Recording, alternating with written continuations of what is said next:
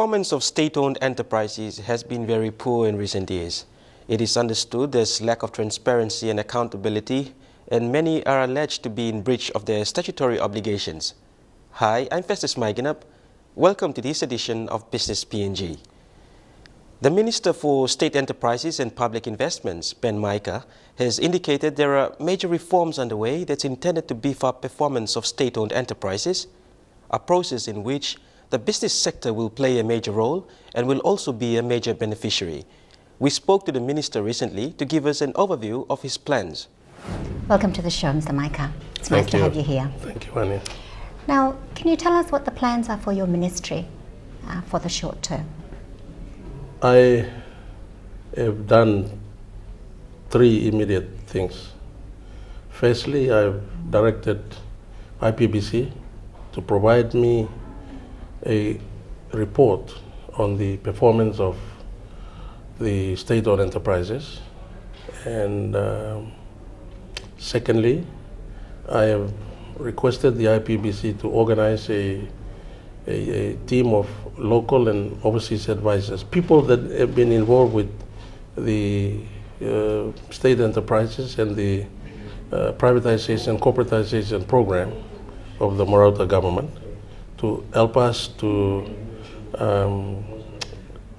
come up with policy directions on state-owned enterprises, on the role of government in the private sector, and how these policies will complement the statement of the Prime Minister. And the third one is I'm looking at success models overseas, in countries, in corporations, as well as locally. So those are the three steps that I've taken. I recently visited Singapore, where I met with the Deputy Prime Minister, Minister for Finance, and the Minister responsible for the state-owned companies, mostly the state holding company, Temasek Holdings, to look at how we can learn from the experiences. They're the most successful state-owned company, and their subsidiaries like Singapore Telecom and Singapore Airlines and the Singapore Port Authority are some of the best in the world. I'm sure you will be very successful with those talks. Now, I specifically wanted to just ask about the Yonki Dam project. What's the estimated cost of that, and what are the outcomes that you see? The estimated cost is up to 2 billion kina, and this project will increase the power generating capacity of the Yonki power station from 85 megawatts to more than 300 megawatts. Okay, and do you believe there are other countries from whom we can learn about this particular project anyway? Is there a comparison with what other people are doing or other countries are doing? In hydropower generation, yes, there are many countries that we can learn from. Australia, for example, also Malaysia, Philippines, because many of the countries, with river systems have harnessed those rivers to provide power generation. And our two main grids, the Rona system and the Yonke system, have also been operating and providing power to the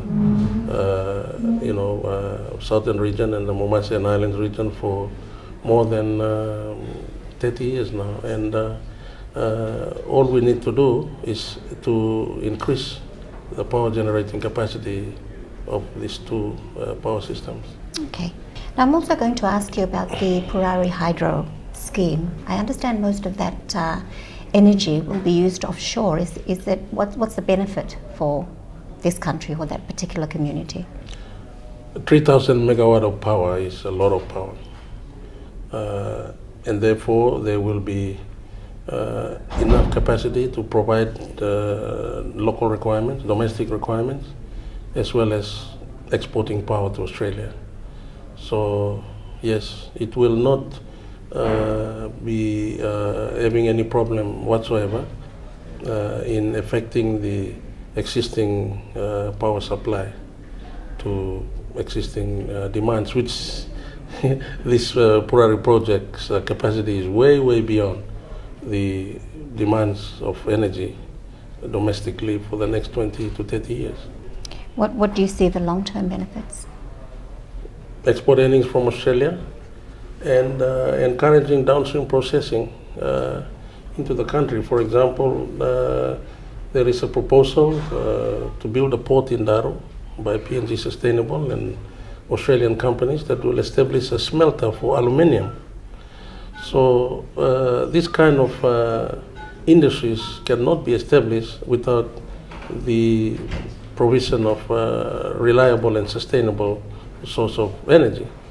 And around the Gulf area and also in the Western Province area where there's ongoing exploration for oil and gas and minerals, a lot of industries will be established around the Gulf and Western and even Port Moresby regions. So the creation of this power capacity will also enable downstream processing factories and industries to be established on, so that will create huge employment opportunities for our people and also transfer knowledge. In 2008, Telecom PNG sold half of its mobile phone company, B-Mobile, to a private group dominated by a Hong Kong venture capitalist, GEMS. Unfortunately, it didn't turn out so well. This showed the bitter end of a public-private partnership gone wrong and lessons that the government could learn from. Don't go away. We'll have that interview right after the break.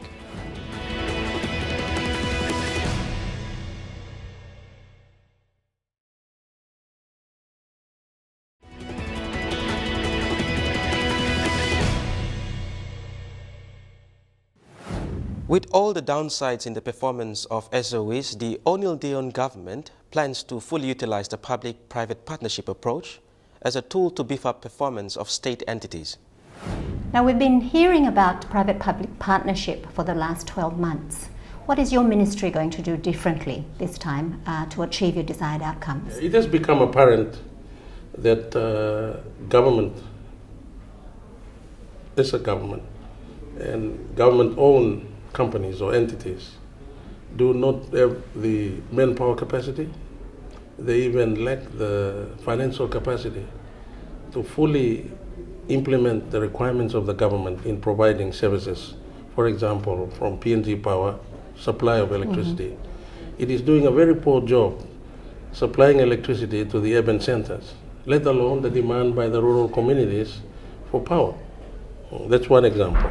Right. And you can go down the line and talk about the inability of the telecommunication company, PNG Telecom, to provide telecommunication to existing urban customers, and the complete failure to take communications to the rural areas. So we believe that a partnership between the government, through the state-owned entities, and the private sector, who will bring in technology, who will bring in knowledge, who will bring in commercial work ethics and commercial ways of doing business into these partnerships, as well as injection of capital that government doesn't necessarily have all the time, and then synergize with the government. Right. You know, government by providing the enabling environments through coming up with legislation that enables a playing field, a level playing field for you know, these joint government and public companies, as well as others that may come in through privatized models to provide efficient and cost-effective services to the population. There are also some very large activities like the Purari project, for example, or you know, the national telecommunication network that will effectively set a effective platform that will combine the satellite networks, the microwave links, as well as the undersea cables that we connect for our domestic communication infrastructure, and effective and efficient links up into the global telecommunication network. That is a big challenge that the government alone cannot do. There is a established fact. Therefore, we need not just any private sector players, but large telecommunication operators and large telecommunication companies that can assist us in driving that government agenda to provide these effective backbones to bring effective services to the existing customers in the urban areas and to serve the majority of the population in the rural areas. Minister, one of the public-private partnerships that didn't work so well was the Telecom PNG and GEMS of Hong Kong B-Mobile venture. Why do you think that failed, and what is there to be learnt from that? The problem with the B-Mobile GEMS partnership, or this PPP arrangement between the PNG Telecom or IPBC and GEMS, is about a PPP experience that we don't want to repeat. Where arrangements were just made which were not based on commercial reality, that were not based on technical capability, meaning that GEMS, I do not believe, is a company that has got experience in providing mobile services in countries like Papua New Guinea. You see, Digicel succeeded because Digicel started in Jamaica, in the Caribbean, a country that is similar to Papua New Guinea in its geography and the people. So that is where Digicel succeeded and where B-Mobile failed. So I do not believe that that is the way we should go, and that we should learn from the mistakes of that experience and come up with better arrangements that are transparent, arrangements that enable the contribution of private companies that are capable of delivering the expectations of the government in these public-private partnership models. In your opinion, is there one that is currently working? BSP. In what way? From a bank, from a 100% owned bank that was making losses since 1975, from a bank that was giving loans to the cronies of politicians, to a bank that was in debt. It is now a bank that is got a huge portfolio. Its assets are well over billions of kina, and it has branches in all Pacific countries. And that is a partnership between the government, the super funds, and the public through public listing of BSP on the Port Moresby Stock Exchange. So that is an example. We'll have more on the other side of the break.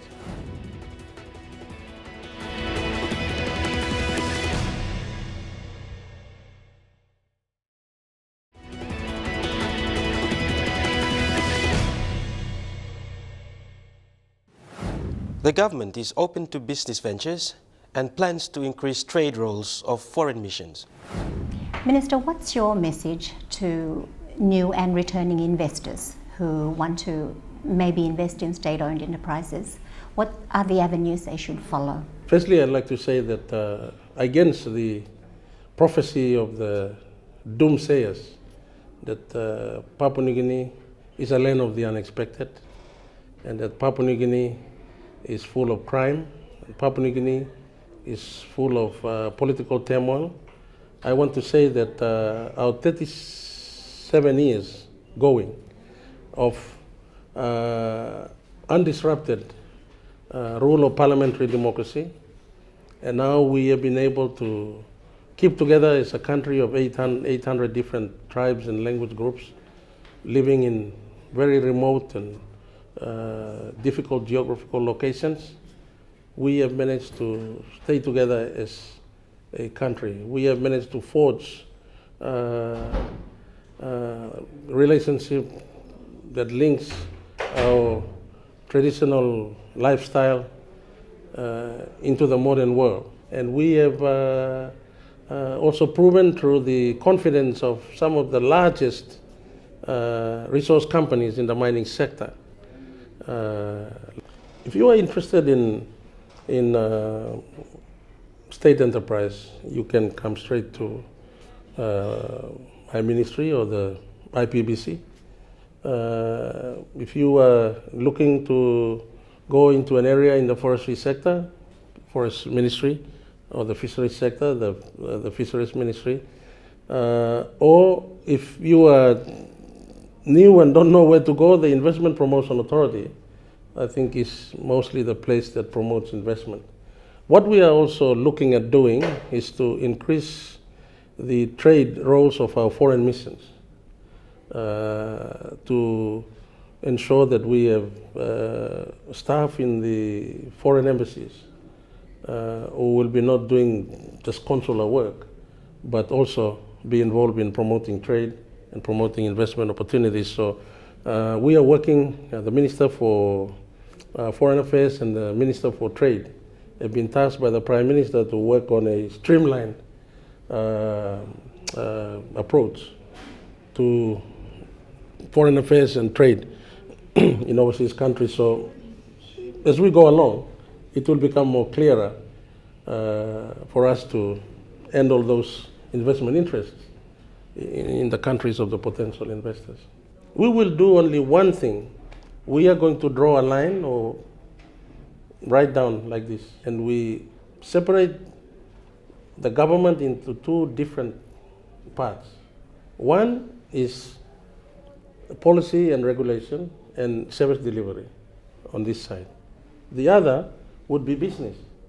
If the government wants to become involved in business, for example, if it wants to retain its interest in the state-owned entities and it wants to invest in major resource companies, then they must operate under commercial environment. So therefore, this will be government business. This will be government delivery systems, public service. And both must operate efficiently and in a cost-effective manner, meaning that budgets that are prepared to fund certain government activities must be done on time and according to the expectations of the people. For example, if they are going to a health center in remote Tapini, the health worker must be there to give them that medicine, right? And if they are going to their house and they switch on the power, PNG Power must provide the power, as a state-owned company in a business environment. So simply put, we will separate the two, but both must operate on models that will provide expectation to the consumers and provide expectation to the public who deserve services, effectively from both. With Papua New Guinea looking to other countries for business relationships, how do you think that will impact our long-standing relationship with Australia? There are many things that Australia can continue to do with Papua New Guinea that China or the Asians cannot provide. There are a lot of relationships and things that Australians and Papua New Guineans do together that other countries cannot provide. Therefore, that relationship is solid and will be like that for many, many years to come. On the business front, we will treat Australia and China and Malaysia and Singapore and America and other countries afar on the same benchmark. And it's very simple. You want to invest in a business here? Do you have the money? Are you going to do it, in this way, that meets our requirements? And if you do, you get the business. There will be no favoritism to Australia or no favoritism to China or to anybody. But for the time being, in terms of funding, China seems to be the only country in the whole world that has got money that they are giving away, for cheap. But the funding does not mean, the funding of our infrastructure or the giving of loans by China doesn't mean that Australia takes second place in our relationships. Thank you for your time today, Mr. Micah. I wish you all the best in the next coming term, and I know you're going to achieve the outcomes that you hope for. Thank you, Anna. Our story on IPBC and state entities when we return.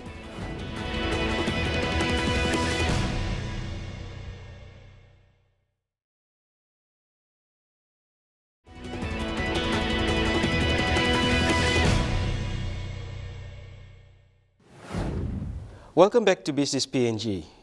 In the recent PNG Business Advantage Conference in Port Moresby, the Managing Director of the Independent Public Business Corporation, Thomas Abe, reiterated Minister Micah's plans for an urgent reform to state entities and a push for an active public-private partnership approach to maintain current robust economic activities. The conference was themed Investing in the Tiger Economy. Unsurprisingly, this meant improving PNG state-owned enterprises to attract investments and build on the private sector.